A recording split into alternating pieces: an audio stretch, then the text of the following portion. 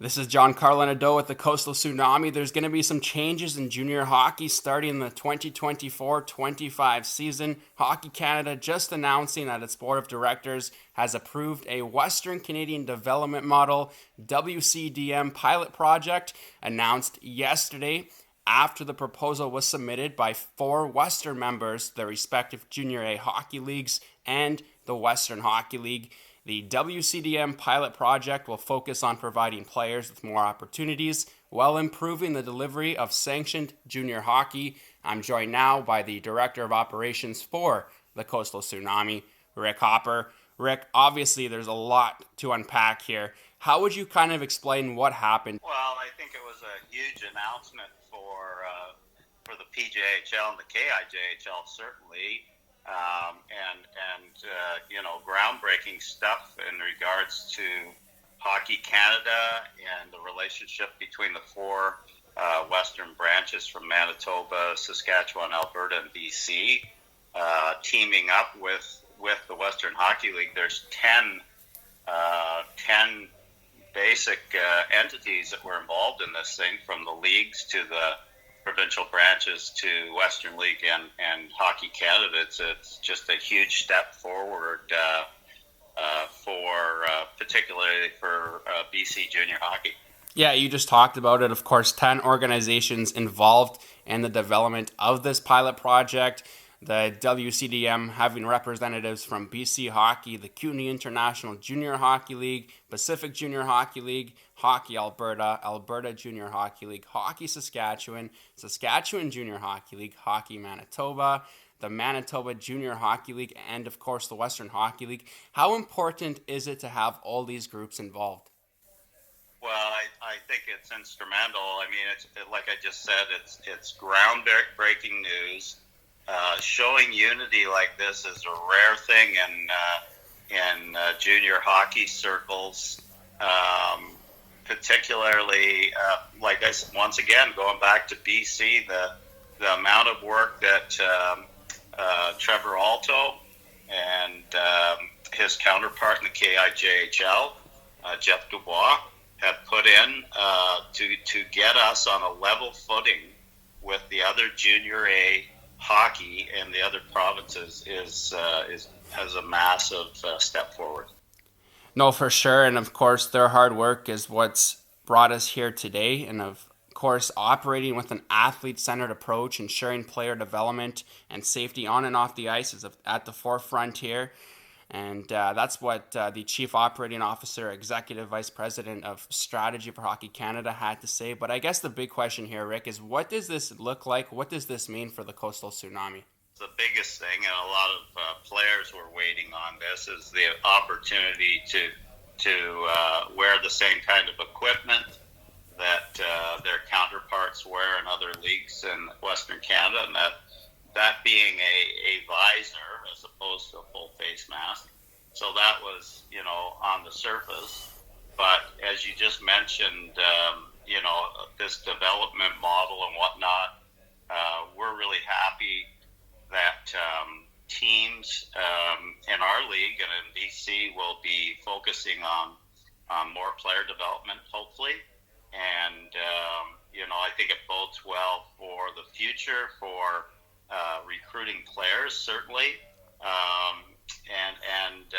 The Western League being involved, there's still a lot of moving parts. It's still a lot to see play out. It's a year-by-year arrangement.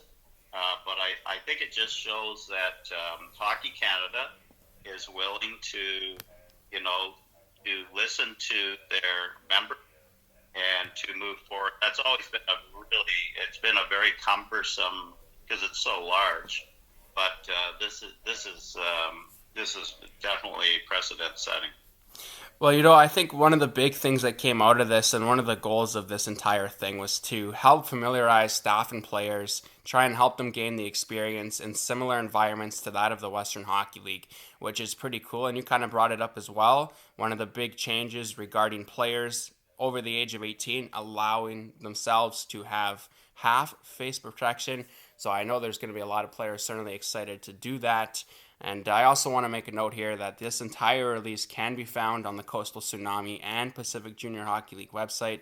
But I want to highlight some of this project here with you, Rick. One goal of this model is to increase the flexibility that the development pathway has for 15 and 16-year-old players. A number of changes taking effect, including changes to how a player can be affiliated, the number of affiliate players a team can have, and rules surrounding special status. Does anything in particular jump out at you here? This affiliate player pathway is more focused towards the Western Hockey League. They're looking for a lot more flexibility with their 15 and 16-year-old players, certainly, and which I think is a great thing. They've been focused around that young player pathway for quite a few years now. Introduced the Bantam draft way back in the 90s, and now they've got they'll have a better opportunity to have these players join their clubs. They're going to allow 15-year-olds more affiliate game experience, that sort of thing. But for us, immediately, that there will be very little impact that way. But what I'm hoping, and I think the rest of the members of our league are hoping as well, is that ultimately maybe you'll see relaxation around the 16-year-old rule and give us the ability to add year-olds to our roster. I'd definitely like to see that. We had our prospects camp in the spring, and we had some really, really good-looking 16-year-old players on the ice, and unfortunately we can only sign 2 of them, and it would be nice if they could increase that number. We don't want to destroy the U18 ranks, but there's certainly a number of kids that are, in situations that would allow them to move into junior hockey at 16 as opposed to playing minor hockey for another year, or it gives them another option, let's say. But I think the Western League will certainly benefit by the affiliate rules that are being put into place. For us right now, I don't think it's as big an impact, but certainly in the future, I think it's going to lead to different changes. Well, for sure, and it's certainly excited to be mentioned in the same sentence now as the Western Hockey League. And I just want to read one of the quotes that the commissioner of the Western Hockey League gave yesterday. He said that each of these organizations share a common priority, developing players on and off the ice. The Western Hockey League sits atop the development pyramid for elite players in the West, and we will always look for ways to enhance our delivery to players and their families.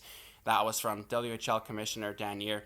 Rick, you've been around this game for a little bit. It wasn't too long ago that you were a coach in the Western Hockey League. How exciting is it to truly see the WHL involved in this? For the uninitiated, and I know that fans and the general public have a good sense of what the Western Hockey League is, but it's likely I would consider it the top junior hockey league perhaps in the world.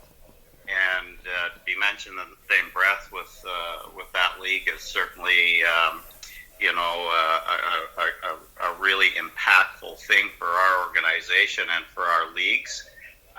Anytime you can align yourself with such a progressive professional organization, there's no question that some of the best players in the world play in that league, and to be part of their organization in this development model, exciting.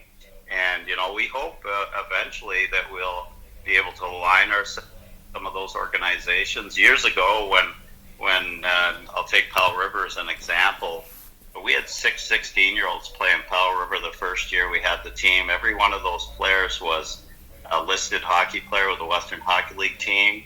Some of them went on to play in the Western League. Some of them went on to play in the NCAA. But ultimately, and that's the type of program we're trying to build here, is a development-style program, just like the commissioner of the WHL said, developing players on and off the ice. We want that kind of situation here, where we can develop a kid and let them move up the ladder. If they're capable of playing in the Western League, by all means, let's get them up there and create a pathway for these guys to move forward in their hockey careers. trying to evolve junior hockey pathways in Western Canada. Certainly a player-first approach, which I love to see. Exciting to see the Western Hockey League at the forefront here, and I'm sure it's going to open the eyes of many more junior players, sort of as an incentive to want to come and play here. I also do want to mention the point here, Rick, that you brought up already, but this is reviewed on an ongoing basis and will be during the 2024-25 season. It's anticipated that its scope's also going to expand in future seasons, so it's going to be pretty exciting to see how this thing takes off. And then, of course, if you want to learn more about this, you can visit hockeycanada.ca or follow along through their social media channels on Facebook, X, or Instagram. The Director of Operations, Rick Hopper, joining me here. Rick, I appreciate you taking the time to do this. Thanks so much for helping us digest this. Certainly some exciting steps being taken now in junior hockey. I think it's just a really positive step for junior hockey in BC. You know, I've never seen him in all my years, and I've been around it a long time, but I don't think there's ever been as many changes happening on the hockey scene, particularly in junior hockey. And it's really interesting to see it evolve, and the fact that we're in the mix and have this fantastic opportunity in front of us as a brand new franchise in the PJHL is just really exciting. Certainly some exciting stuff, and that again was the Director of Operations, Rick Hopper. I'm Giancarlo Nadeau, and more updates will become available as the Coastal Tsunami hear from Hockey Canada, hear from the PJHL and the other groups involved. You can listen to this full interview on the team's social media and an article following up on the coastalhockey.ca website. Rick, thanks so much for taking the time to do this. I really appreciate it.